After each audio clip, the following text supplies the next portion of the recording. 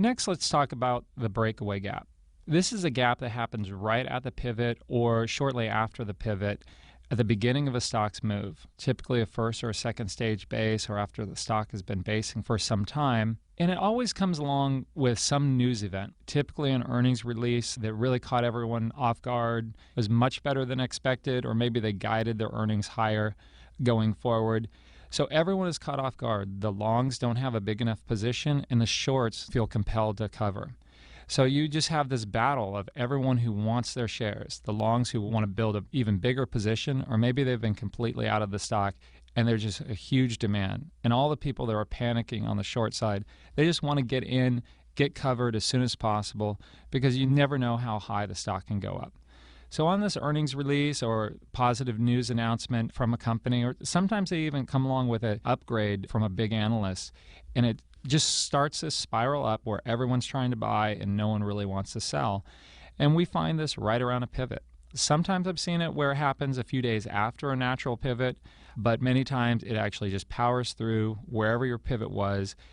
And those of us following the CanSlim system, you have a big quandary. You can either let it go and hope that it pulls back in, which will happen sometimes, or you just need to reach up, buy that stock. It's going to be more than 5% extended in almost all cases, sometimes 10, 15% or more. But it really becomes a fundamental question at that point. Is the stock really that good? Are the products that good? Are the earnings and the estimates going forward that strong that it warrants taking that extra risk? I found that in almost all cases, when you have a really strong stock early in its move and you have a breakaway gap, the risk reward is really balanced on the side of you want to take that extra risk.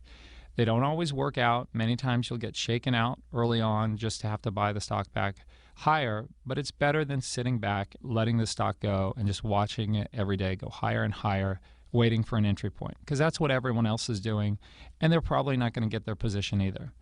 So what I like to do is I'll step up and at least buy some shares on that gap up. If it's really, really high, I'll buy some shares, wait a few days, see if it builds some area of resistance or some logical area to buy, and then add shares at that point. All right, the first example I'd like to go over is Mastercard. So as you can see, the stock had already had a nice run up after its IPO and formed a base over there with a left side high of 108.60. Tries to break out and immediately gets hit back once it hits 118.07. And it's just base building in there. And out of the blue, some news event comes out. I believe that was earnings on that day. And it gaps up right there on May 2nd. And you have a huge, enormous gap. And look down at that volume figure. 16 million shares on that day. That's real demand that's going in there. That's not just a bunch of retail investors. That's your big mutual funds, hedge funds, banks, and alike that are in there buying that stock, causing that big gap. So most people would look at that and just be scared because it's so high. It just had come out of a base, and you're likely to look at it and say, you know what, I'm going to wait and see if it fills that gap. We've all heard the stories about most gaps being filled. And so the logical thing to do in most people's mind is to sit back and wait. But notice it just keeps going higher and higher for at least a week and a half. Then it starts pulling back in. So the ideal thing to do here is start your position right there on that gap up. And as you see it moving higher, hold off and wait for it to consolidate a little bit. Once it consolidates and starts moving higher and you know it shouldn't pull back in, that's where you can add a few shares, or you can just sit back with the shares that you bought on that gap up. But you don't want to let a big breakaway gap like this go unbought, because you never know how high it will go before it gives you an entry point. After it had gone sideways there for a little bit and starts going back into new high ground, you can nibble or you can just sit back with those shares that you originally bought. Runs up to 153.31 and then has a nice normal shakeout. That is totally natural. It doesn't even touch the 10-week line. And you've got to realize, once a stock gaps up, there is a lot of risk for pullbacks. And you can either treat it as just trying to sit through, looking at weekly charts, making sure that the stock hasn't done anything wrong on a weekly basis, or look at it as an opportunity if you want to pyramid into it. And as it's starting to recover from that shakeout, you could be nibbling and buying just a few more shares. But you don't want to get carried away, because remember, stocks that have gapped up, they're going to be a little bit more on the risky side of things as far as the volatility. So you just don't want to run your cost basis up too high right away. All right, so this was Mastercard. And just remember, if you bought that on that gap up on May 2nd, by mid-July, you're already up 38% on those shares alone.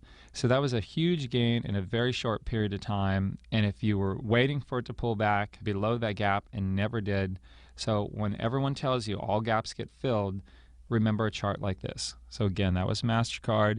There's lots of areas on Mastercard to study. This was the '07 time frame. All right, next up is Google. Google is a great one to study. It's something that we all know, we all use. I don't think I know one person that doesn't use Google on a daily basis. It always helps to study stocks that you know and that you can understand the fundamental story on. In a little bit, we're going to talk about the IPO base.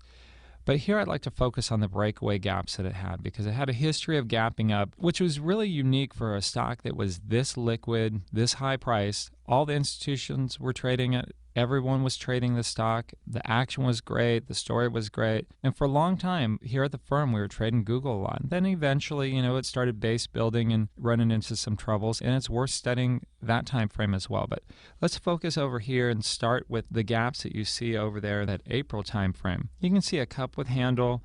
And right as it's going through the pivot, it has its first gap. 2 days later, you have another gap. You can almost look at both of those as little breakaway gaps at the beginning of a big move. So you're originally buying it as it's going through that pivot. And then when you see that other gap come in there, you can step up and buy a little bit more. You don't want to get too carried away because you probably already have a position. But with that much strength going on, along with that volume, with a big liquid quality stock like this, you can step up and buy some shares. And look at that huge run that it has. It doesn't really look back until it starts getting around the $300 time frame, $299.59, and it starts backing away with its first real correction during this entire run. And it's something, if you have those shares right around the gap, right around the $200 price range, you can sit through that correction. It goes up, does another mild one before it base builds. So as it's base building, many people would be worn out of that stock. I'd probably be worn out of my position sooner or later, but that's fine. It happens to us all the time. Some people would have enough conviction and have a low enough cost basis at 200 to say, you know what, I'm going to sit with this and let the stock run. It's really a personal question that you have to just ask yourself. Would you rather be sitting in dead money with a low cost basis, or exit the trade, get back in, and during that time frame use your capital for other stocks? There's not a right or a wrong answer. So let's imagine we didn't have a position. We sold it somewhere in the $300 range, and it forms this cup with handle.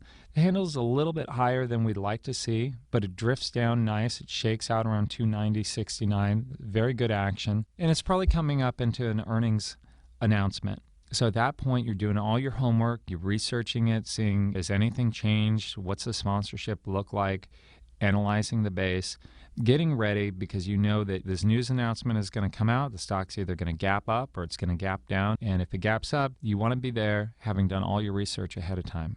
So with these breakaway gaps, it happens on the news. It happens in the morning, and you have to be there deciding ahead of time what it is you're going to do.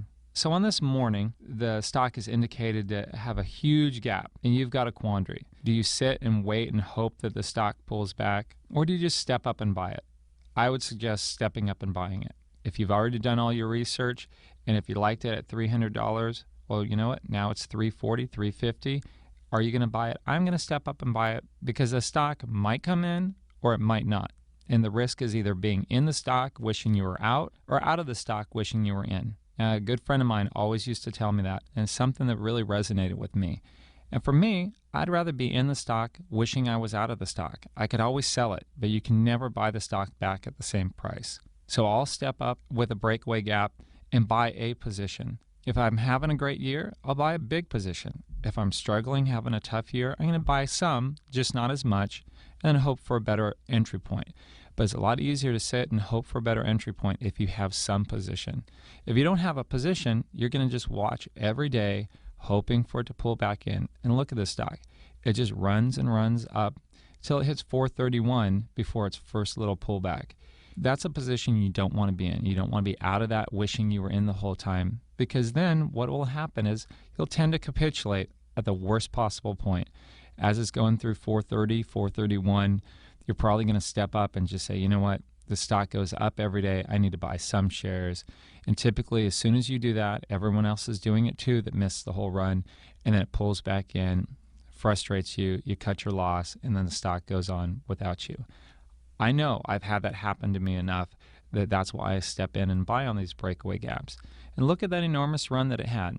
As it went through the 321.28 pivot and gapped right through it, it had an enormous move up there. And if you trace it back to that first breakaway gap around the $200 time frame, that was about 120% in a relatively short period of time. That's not a type of move you want to miss. That was Google back in the 05, 06 time frame. So these are just the breakaway gaps that we studied, but I suggest you sit and study this chart. There's a ton to learn, and your goal should be, how do you manage your position throughout the whole thing? Every one of these charts within this workbook, you want to look at and just imagine, are you in the stock? Are you out of the stock? Where are you trying to get in? And where would you hold? And where would you eventually sell? Do that with every one of these stocks. So that was Google. All right, next up is Intuitive Surgical. This was a really powerful trader, always had big price moves, high price stock. Not the most liquid trading stock ever. We had just gone over Google. That traded very tight, very liquid. Those of you who traded ISRG over the years, you realize it was kind of squirrely and moved around a lot, and that took on another set of risk. So whenever you're looking at a stock and you're trading it, you want to be aware of, is this a stock that you can get in and out of easily? And ISRG wasn't for many, many years. But let's study the breakaway gap that we have here out of this double bottom. You can see it's forming a nice double bottom, but you always want to look at the context of, where is this stock? Is there a prior downtrend? Is there a prior uptrend? Is it the beginning of a move or not? And if you trace over to the left side of the chart, you can see that enormous gap that it had back in July. That is very constructive. Whenever you're trading a stock, especially that has a breakaway gap, you want it to have some history, some positive history of price movement, and this certainly did. So it had an enormous gap up, runs up for another day, kind of has a nice little uptrend before it starts forming this double bottom. It's not the prettiest double bottom I've ever seen. The left side is a little stretched out, but it does have the double bottom characteristics that we need. It has a first bottom hidden there at 66.35. Then it runs up to the midpoint of 77.95. That's a resistance area that we want it to get through. And then it comes back and undercuts its first bottom. That's key with a double bottom. You always want that second bottom to undercut the first bottom. Gives you a sense that it got rid of all the weak holders. The supply demand of shares is more imbalanced the way you'd like. You want all those people in the stock that don't want to give up those shares. So all the people that were shaken out of them, they were shaken out in the $64 to $63 price range. They're out of it. Everyone left doesn't want to sell their shares. All right, so what happens? We just had a shakeout. So we got rid of all those weak holders. So our supply is very tight. There's a limited amount of supply. Everyone in that stock wants to hold on. Now the demand has changed. You have the same supply with a different demand because news has come out, probably in earnings on that day. So now everyone is willing to pay much higher price, and everyone's jumping in at the stock at the very, very beginning of the day. And so that price goes right through that pivot. We were looking for buying it as it went 10 cents above the 77.95, and now it's many points higher. So again, you have to ask yourself, do you want to step up and buy that stock or not? I would buy some shares there, and then, you know what? It comes back in for a few days.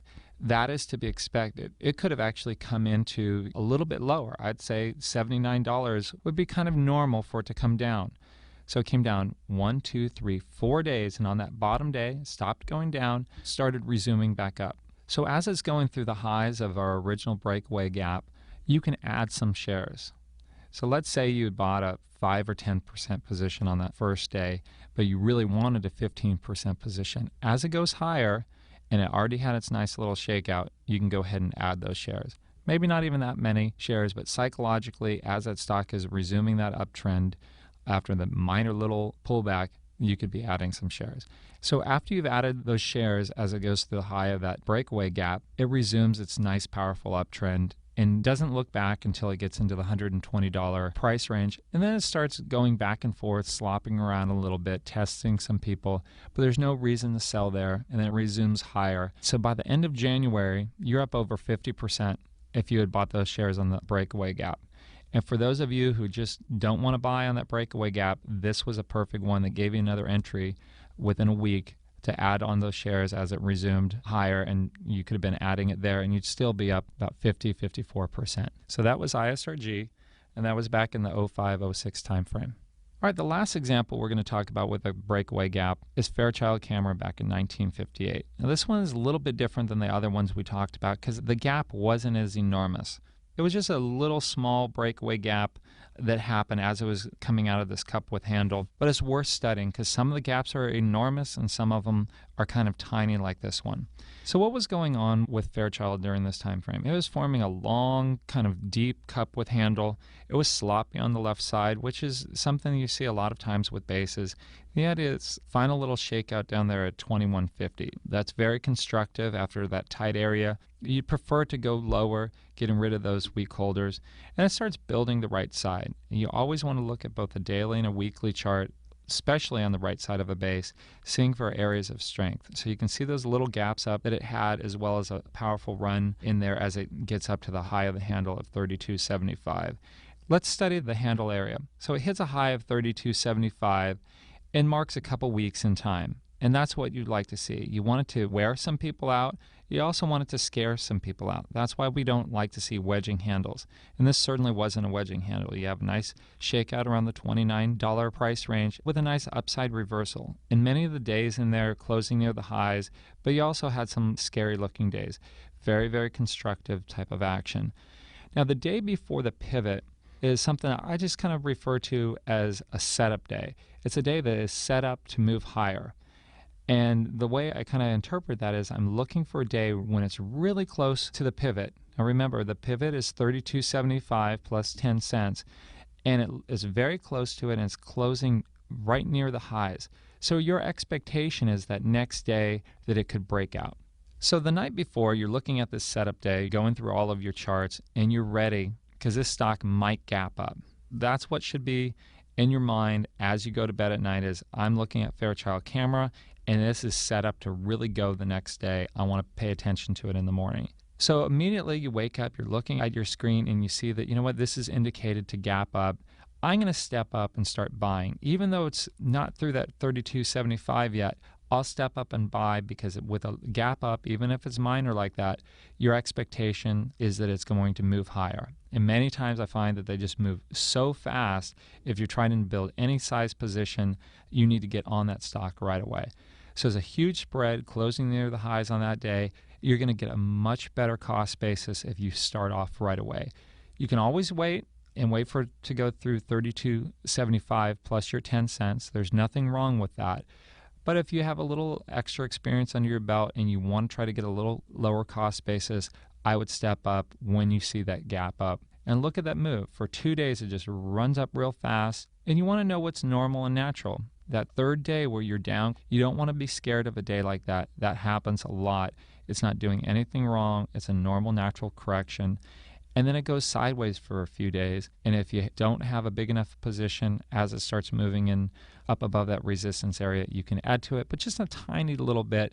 And look at that gain that it has, 79% in just a matter of weeks. That's an enormous run. And that was back in 1958. Huge move. So that was Fairchild Camera. I know it's an old stock, but there's tons to learn over the centuries. We've studied stocks going all the way back to 1880, 1890. They handle themselves the exact same way. And the 1958 timeframe, there were a ton of stocks that had really big moves, and this was one of the best ones during that time frame.